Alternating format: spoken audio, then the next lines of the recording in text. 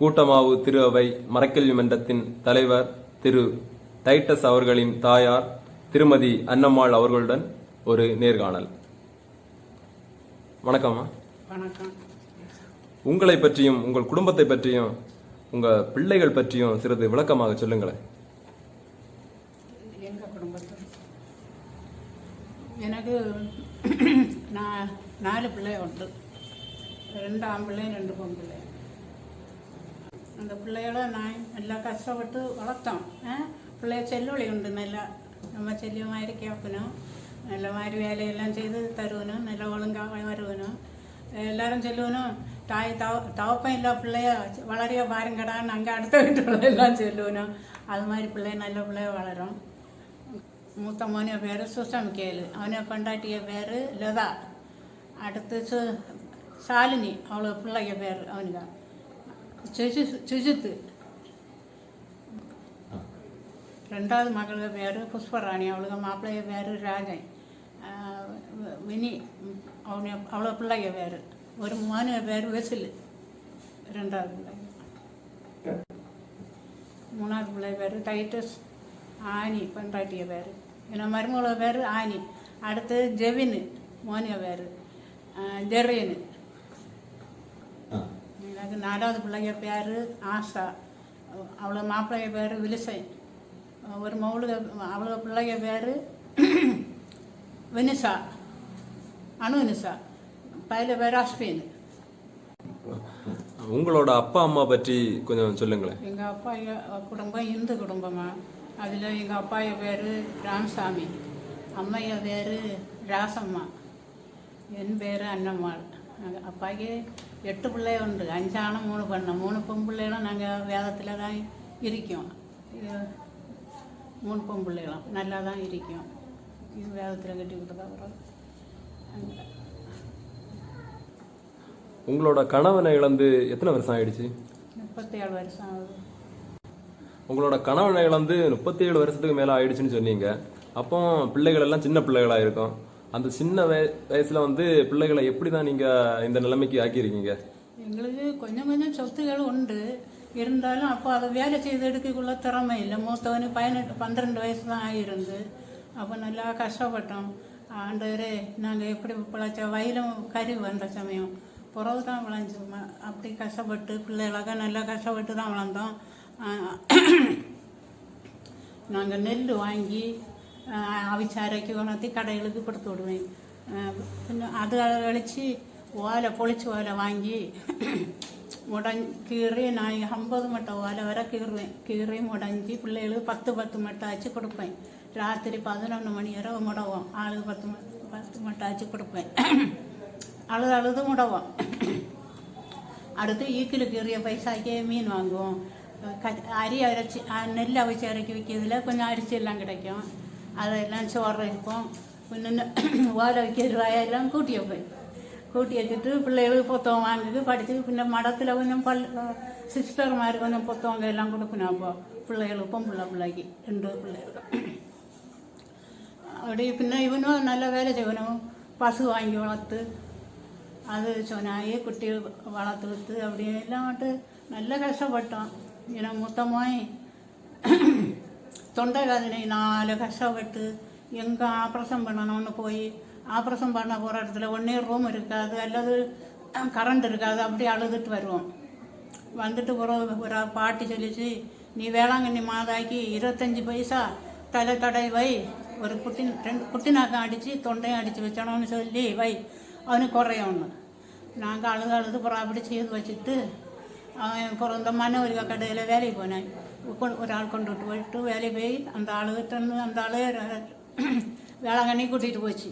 ஒரு வருஷம், ஒரு 6 மாதத்தில் கூட்டிகிட்டு போய் தொண்டையும் குட்டினாக்கம் அடித்து கொடுத்து விட்டான். அந்த ஆளுக்கு கொண்டு வச்சு அவன் கும்பிட்டு வந்த அன்னைக்கு தொட்டு அவனுக்கு தொண்டை வலி ஒன்றும் எல்லாம் குறைஞ்சி 2 மாதம் கழிச்சு ஒரு பசு வாங்கினோம். பசு வாங்கிட்டோம். அவன் திங்கள் சந்தையில் போய் அந்த கண்ணுக்குட்டி வாங்கிட்டோம். அது ஒரு 2 மாதத்துலேயே சோனி ஆகிட்டு நாங்கள் அது வளர்த்து 3 தடவை பால் கறப்போம். அந்த பசுவுக்கு சுசமிக்கையில் என்ன செய்வான், சந்தை போகும் முன்ன ஒரு கறந்து வச்சுட்டு சந்தைக்கு போவேன். 2வது டைட்டஸ் கறப்பேன். 3வது அண்டிக்கு தான் கறக்கிறது. அப்படி நல்ல பசு நிறைய பால் இருக்கும். அப்படியெல்லாம் வளர்த்து ஒரு கடை வச்சோம். கடை வச்சதில் ஒரு முருக்காங்கடை அவன் பிறகு பாக்கத்தில் எல்லாம் வேண்டி கொண்டு வைப்பேன். அப்போ அதில் ஒரு முருக்காங்கடை வச்சேன். முருக்காங்கடை வச்சு அதில் நாங்கள் எங்களுக்கு நல்ல பைசா கிடைக்கும். எல்லாம் ஓலை முடையதும் பசு வளர்க்கியதும் கடையிலையும் பிள்ளைய நல்லா செல்லுவழியாக வளர்ந்ததில்ல. இப்போ பொம்பிள்ளையெல்லாம் அப்படியே ஆம்பிள்ளை பொய்ய மாதிரி நல்லா வளர்ந்தானுவான். வாழை நடுவானுவான். வயலில் போய் வாழை வேறு அளவில் கூட போய் வாழை நட்டம் எல்லாம் கடையில் எல்லாம் கட்டி கட்டி விற்றுட்டு நான் விற்பேன். அவனெல்லாம் விற்பேன். பிள்ளையெல்லாம் விற்போம். ஒரு பைசா எடுக்காது. எல்லாம் கூட்டி கூட்டி வச்சு சேர்த்து வச்சுட்டு அதோட ஒரு படி ஆண்டுவோம். நாங்கள் என்ன சேர்த்து வச்சுட்டு பிறகு மூத்தவ 10 தான் படித்தா. இளையவளம் 12 படித்தா. ஒருத்திக்கு வேலை தல்லாம் நெல்லி இருந்து பிறகு படித்தாச்சு. நிலைமை இல்லை. மடத்தில் தல்லாம் நெல்லி இருந்து நான் சென்று வரேன் ஓடிட்டேன். அம்மா கேட்டாருந்தா நான் சென்னை சென்று வரேன். தங்கச்சி இருக்கிற சென்னைக்கு சென்று வரேன். அடுக்க முடியல. சென்னைக்கு சென்று வரேன். நான் கொஞ்சம் அழுக என்னடா இவனை காலையில் போகிறோம் அங்கே தங்கி இருந்து நான் கொஞ்சம் கேட்டதோடு காலையில் இருந்துச்சு. அப்போ மொட்டை அடிச்சு ஒரு தேவசேனா பிள்ளைய பத்தி சொன்னீங்க. தேவசேனா மாதா என்ன தெரிவிக்க முடியுமா? நான் இனி சாவாயிரம் இனி இருக்கா இவன் இப்படி நம்ம பிள்ளைய காலையில் அப்பாவே இல்லை பிள்ளைய காலையில் காட்டுல நான் கீழே படுத்துட்டேன். உடனே ஏன்னா அம்மா மாமி அம்மா குழந்தைங்க எல்லாரும் உண்டு. நீ பையன் அவன் இப்படி எழுதி ஒரு கல்யாணத்தில் எழுதிட்டு அவன் சித்தியார் எழுதில பேர் ஞாபகம். உண்மையிலே நம்ம மாதா சில்லு சில்லுன்னு உண்டு. வேளாங்கண்ணி மாதா ஒரு பிள்ளைய வச்சுட்டு வந்துட்டு தெரிஞ்சு பயப்படுறது அன்னைக்கு நல்லா நிற்க நான் வருவான். நான் உடனே வச்சுட்டு உடம்பாடுனாலும் தந்தைந்து தேவசாய பிள்ளைய பத்தி கொஞ்சம் சொன்னீங்கல்ல. தேவசாய பிள்ளைய புதுமையை பத்தி எனக்கு இப்பெல்லாம் போனாலும் தான் நல்லா தம்பி ஊற்றினாலும் தங்கச்சி அசனம் கொடுக்காங்க. அவருக்கு வந்து மூணு எல்லாரும் போனோம் மெட்ராஸ்க்கு. ஒரு தீப்பெட்டி தீரிய வர முழு தெரிய கொளுத்தியாரு தங்கச்சியை மாப்பிள்ள ஒன்றும் பத்தாது. கடைசியில் ஒரு தீக்குச்சி கிடக்கு. அந்த ஒரு தீக்குச்சியும் 10,000 தாராருன்னா நீங்கள் 10,000 நான் சொன்னேன். ஆண்டவர் இந்த ஒரு தீக்குச்சி இருந்தால் இதெல்லாம் எப்படி 10 காத்தேன். உண்மையிலே பேசாம அந்த ஒரு தீக்குச்சியிலையும் எல்லாம் தெரியும். நாங்கள் ஜவம் பண்ண முடியும்பா எரிஞ்சுட்டீங்க. அப்போ உடனே தங்கச்சியும் மாப்பிள்ளையும் தங்கச்சியும் கேட்கணும் இவ்வளவு பத்தியா உங்ககிட்ட இருக்காரா? இந்த நான் ஒரு தீப்பட்டு ஒரே எரியல 10,000 ஒரு குச்சியில் இருந்தது திரி எப்படி உங்களுக்கு பத்தி எல்லாம் தெரியும். ஆனால் பற்றி நாங்கள் ஜவம் முடிஞ்சது பாய்க்கும் எல்லாம் தெரியும். பிள்ளைய வந்து பிள்ளை ரொம்ப சிக்கனமா இருக்கும்னு சொன்னீங்களா? அது இப்படி என்ன செய்யலாம்? 2 ரூபா வாங்கி வச்சுக்கிட்டு அதுக்கப்புறம் அதை வச்சு புக் எல்லாம் வாங்குறதா? என்னது சந்தைக்கு போனோம் 2 ரூபா படி கொடுக்கும். யாருக்கு? டைட்டஸ் சந்தைக்குன்னா மரக்கறி பாக்கத்துல எல்லாம் வேண்டாம். நிறைய சாதனம் விற்கும். ஒரு நாளைக்கு 5 கிலோ நெட்டு 3 நாளையில வித்துறோம். வெள்ளியும் செவ்வாயும் போவேன். கருங்கையும் போவேன். அப்ப இவனு 2 ரூபா அவனே ரூபா விடுவாங்க. அவன் சும்மா அவனுக்கு வாங்குவான். நல்லா சாப்பிட பைசா இவன் பைசா பதுக்கிட்டு விடுவான். பதுக்கிட்டு இன்னும் வீட்டுல வந்து செலவையும் கஞ்சி செலவையும் இருக்கும். அதோட பள்ளிக்கு போயிடுவேன் சைக்கிளை எடுத்துட்டு. அப்படி அந்த பைசா சேர்த்து என்ன செய்ய படிப்பேன். நான் பள்ளி போகாத வேலை போகணும் வரப்பேன். எனக்கு குட்டியெல்லாம் கட்டி கொடுக்காம. ஓ சரி சரி சரி. அவன் வந்து நான் படிக்கணும்னு சொல்லிட்டு அவன் பைசா ராத்திரி மணல் லோடுக்கு போவேன். பவரை சில லீவுனாலும் கல் லோடுக்கு போவேன். பகவான் குளிச்சு கூட்டிட்டு போகணும். கூட்டிட்டு போய் எல்லாம் கூட்டி வச்சுட்டு கொத்த மாட்டான் தொட மாட்டாங்க. நல்லா படிக்கணும்னு ஒரு ஆர்வம். ஆமா அப்படி அப்படி எல்லாம் நல்ல வளர்ந்து வரேன். அவனும் வியாபாரமும் செய்வேன். வயலுள்ள நான் வாழை நட்டு கொலை வச்சு தருவேன். பில்லு பறப்பேன். மாட்டுகளுக்கு மலைக்கு போவேன். 2 தூரம் பில்லு நல்ல பசு நல்லா உழைக்கிறா பையன்.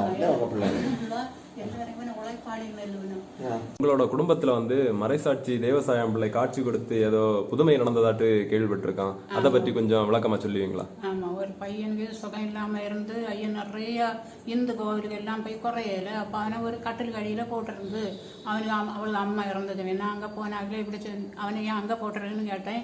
அது அவனுக்கு தலையும் காலம் விளங்கையிலன்னு. அப்போ நான் சொன்னேன் உங்களுக்கு சபரிமலைக்கெல்லாம் நேர்ந்து பாருங்களாம் என்ன ஐயா சொல்லிட்டேன் எல்லாம் நேர்ந்தாச்சு ஒன்றுலையும் குறையல.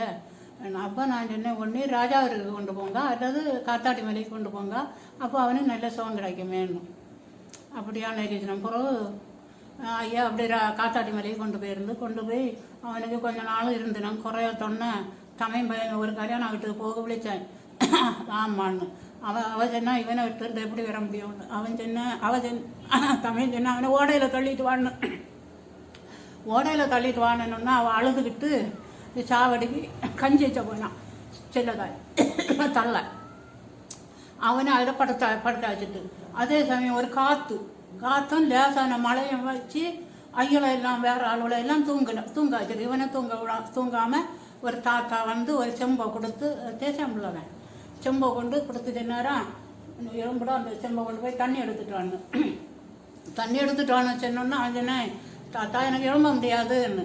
இல்லைடா நீ எழும்ப முடியும் எலும்புன்னு. உடனே அவன் எழும்பி பார்த்தான், எலும்ப முடிஞ்சிட்டு செம்பை வாங்கினேன். நடக்க முடியாதுடா முடியும் போகணும். புதுமை குணத்தில் போய் அவன் தண்ணி எடுத்துட்டு தாத்தான்னு விழிச்சான், காணையில எல்லாரும் செல்லதா இவனமோ என்ன தண்ணி எடுத்துட்டு போறான் வாரான். சாவ கிடைக்க பையன் நீ தண்ணி எடுக்க போறேன் போயினேன் இல்லைன்னு பறஞ்சு விட்டான். பிறகு பின்னும் பார்த்தா அவன் கொடிமரத்தை முள்ளன்னு விழிச்சு எல்லாம் அங்கே நிறைய அளவுக்கு விட்டான்.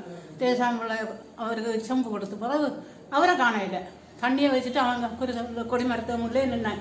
நிறைய ஆளுவா கொடிமரம் சுத்திடுவா எல்லாரும் போட்டது. அவரு சாமி பட்டமாக போயிருந்தாரு. இப்போ சாமி பட்டமாக போயிட்டு வந்து அவருக்கு என்னமோ அழைப்பு இல்லாமல் இருக்கலாம். இப்போ ஒரு குடும்பம் ஆகி இருக்காரு. நீங்க கணவனை இழந்து தன்னம்பிக்கையோடு உங்கள் வாழ்க்கையை நடத்தி செல்ல உங்களுக்கு உந்து சக்தியா இருந்தது எது? மாதாவுக்கு உதவியாட்டு நாங்கள் ஆண்டவரே ஏசப்பா மாதாவே எப்பளும் மாதாவுக்கு செடியை பார்த்து கும்பிடுவோம். பிள்ளைகளும் அப்படியும் கும்பிட்டுக்கிட்டு எங்களுக்கு மாதா நல்ல உதவி செய்யுது. எங்களுக்கு இறந்த அன்னைக்கு நிறைய சிஸ்டர் மாதிரி இருந்துனோம். நம்ம பிள்ளை அங்கே தான் படிச்சுதாப்போ சிஸ்டர் வந்து அழுதுட்டு நாங்கள் எல்லாம் அழுத பார்த்தா எல்லாம் அழுதுட்டு ஏன் அம்மா பிள்ளைகளே அழாதுங்க. நான் ஒரு செடியில் பூ நின்னா நம்ம நல்ல பூவை பறிப்போமோ ஐயமாத்த பூ பறிப்போமா நல்ல பூ தானே பறிப்போம். அது மாதிரி உங்கள் அப்பாயே நல்ல அப்பாயே ஆண்டவர் எடுத்துட்டாரு போட்டு நீங்கள் கவலைப்படாதுங்க அழாதுங்க என்ன சொல்லிட்டு 30 ரூபாயை கையில் கொடுத்து கும்பிட்டுட்டு போச்சுன்னா அந்த பிறகும் பள்ளி போகும்போது பிள்ளைகளுக்கு புத்தகம் எல்லாம் கொடுக்கணும். ஐயா நல்ல பாசமாக இருக்கணும். ஆண்டவருக்கு உதவி உண்டு எங்களுக்கு. ஏசப்பாய்க்கு உதவி மாதாய்க்கு உதவி எல்லாம் எங்களுக்கு நல்ல இது உண்டு. பிள்ளைகளும் நல்ல செல்லுவழியாக ஆண்டவர் வளர்த்தி தந்தார். இப்பளும் வளர்த்தி தந்துட்டே இருக்காரப்பா. என்ன நல்ல கோடி உதவி செய்யணும் ஆண்டவரே ஏசப்பா மாதா. உங்களோட பிள்ளைகளோட சிறு வயதிலேயே நீங்க கணவனை இழந்திருக்கீங்க அப்படின்னா உங்க குடும்பத்தில் உள்ளவங்களுக்கு ஒத்துழைப்பு ஏதாவது உங்களுக்கு இருந்ததா? ஒத்துழைப்பு உண்டு. எங்கள் அம்மா எங்களுக்கு கருப்படி கொண்டு தரேன், காப்பிக்கு மீன் வாண்டி தரேன். பின்ன மாவியம் மீன் ஜெலியவன் மீன் வாண்டி தருவேன்னா எனக்கு குழந்தை மாதிரி நல்ல இதுண்டு. குடும்பத்தில் உள்ள எல்லாம் எனக்கு கொஞ்சம் பாசமாக இருப்பேன்னா இதுவரை சண்டை பிடிச்சதே கிடையாது. ஏன்னா குழந்தை மாதிரிலாம் ஏன்னா அனந்தரத்தி மாதிரியும் சண்டை பிடிச்சது கிடையாது. ஏன்னா மரும பிள்ளைகளும் இதுவரை சண்டை பிடிச்சதா இல்லை. இவ்வளவு நேரம் உங்கள் குடும்ப அனுபவங்களை எங்களோட பகிர்ந்தமைக்கு நன்றி. வணக்கம்.